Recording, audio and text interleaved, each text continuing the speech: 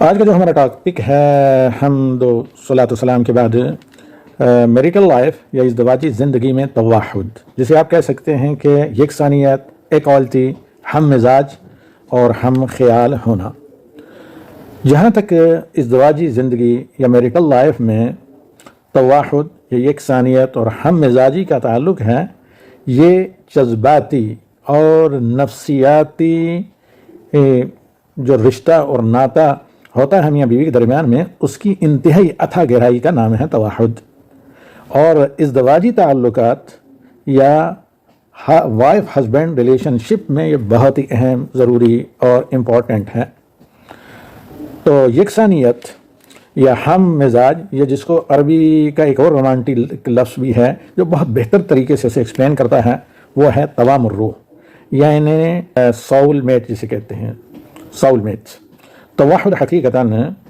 یہاں پر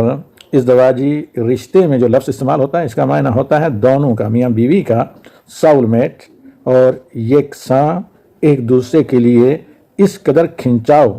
اور اٹریکشن اور جاذبیت فیل کریں کہ گویا کہ وہ ایک جان اور روح ہیں۔ یہ ایک نفسیاتی احساس ہے، سول میٹ ہونا یا توام الروح ہونا یا متحد الشعور ہونا، جو ہر ایک کی نفسیات کو خوشی سے مگن کر دیتا ہے اور خوشی میں وہ کھو جاتے ہیں۔ شوہر بیوی دونوں ہی ایک دوسرے کے لیے، تاکہ دونوں اس طرح محسوس کریں جیسے ایک جان اور ایک جسم ہوں، جہاں پر تمام جو عقلی قواعد یا میتھمیٹک کے قواعد ہیں ان تمام کو بلا بسار دیا جائے۔ اور انسان کا یہ جو نفسیاتی یا روح کا تعلق ایک دوسرے کے ساتھ ہوتا ہے، یہ علمی قواعد سے بہت دور، بہت گہرا، بہت مؤثر، بہت اسٹرانگ ہوتا ہے، جس کی حقیقت کو وہی جانے جس نے مرد و زن کو ایک دوسرے کے لیے عظیم علم و حکمت کے ساتھ پیدا کیا ہے۔ آخر کیوں نہ ہو، کیونکہ وہ العلیم الحکیم۔ مرد یا میل ہمیشہ مرد ہی رہتا ہے، نر ہمیشہ نر ہی رہتا ہے، اور انثى یا فیمیل مادہ ہمیشہ مادہ ہی رہتی ہے، کہ اللہ تعالیٰ کا فرمان ہے وَلَيْسَ الذَّكَرُ كَالْأُنثىٰ، لڑکا لڑکی کی طرح یا مرد عورت کی طرح نہیں ہو سکتا۔ لیکن انسان کی روح یا جان یا نفس، جسے اللہ رب العالمین نے مرد و زن دونوں کو پیدا کیا ہے، یا بالخصوص جس خمیر سے فیمل کو یا عورت کو اللہ رب العالمین نے پیدا کیا ہے، کچھ بھی کیوں نہ کر لیں، وہ کس مقام پر بھی پہنچنا، اپنے نازک پن کا اسے ہمیشہ شعور رہتا ہے، اور جو ایک قسم کی اپنے اندر کمزوری کو ہمیشہ یہ پھول جیسی روح محسوس کرتی رہتی ہے، اور اسے انتہائی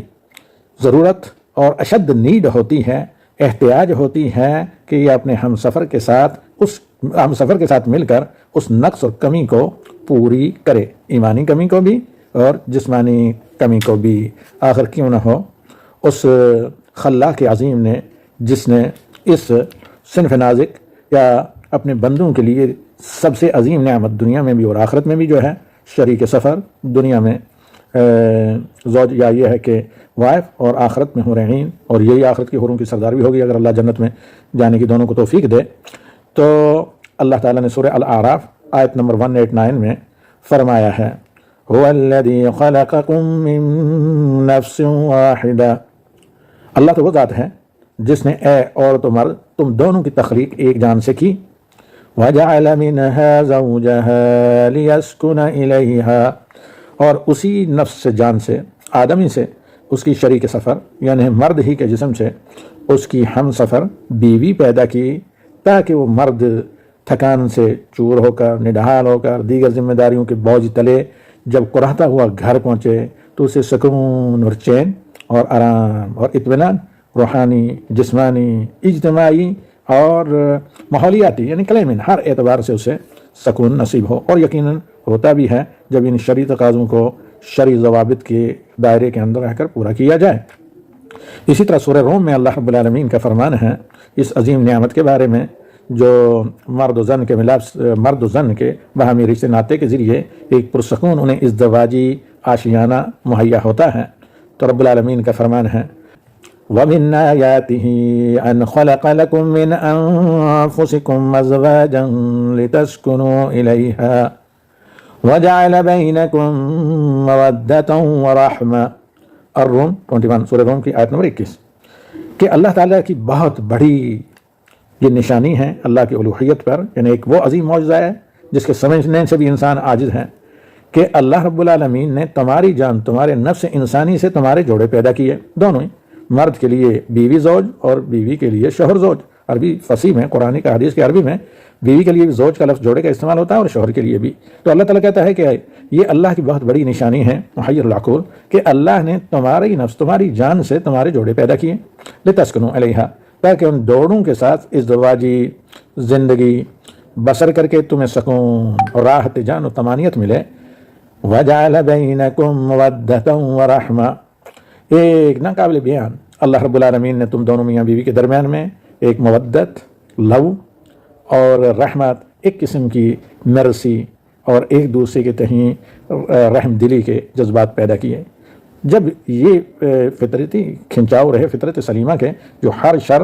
سے پاک اور انتہائی مقدس تعلق ہوتا ہے، تو اس میں شک نہیں کہ یہ آشیانہ زوجیت دنیا میں جنت کی نعمتوں میں سے ایک نعمت کے طور پر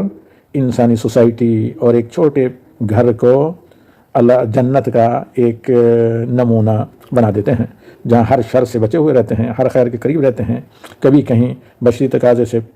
تھوڑی بہت ٹھوکریں لگ جائیں تو فوراً اس کی تلافی خیر کے ذریعے ہوتی ہے، جیسے نبی صلی اللہ علیہ وسلم کی نصیحت ہے صحابہ کے لیے، اتبع السیئۃ الحسنۃ تمحوھا وخالق الناس بخلق حسن، جب بھی کوئی غلطی ہو جائے اس کے بعد اچھائی کریں جو اچھائی اس غلطی کو مٹا دے گی۔ یہاں یہ بات بھی آتی ہے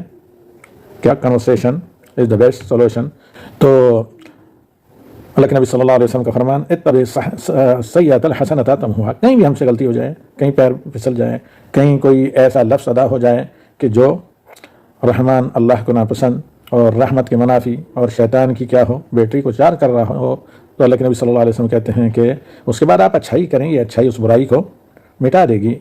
وخالق الناس بخلق حسن، اور لوگوں کے ساتھ اچھے اخلاق سے پیش آئیں۔ سب سے زیادہ اچھے اخلاق کے حقدار بیوی بچے اور والدین و قرابتدار ہوتے ہیں۔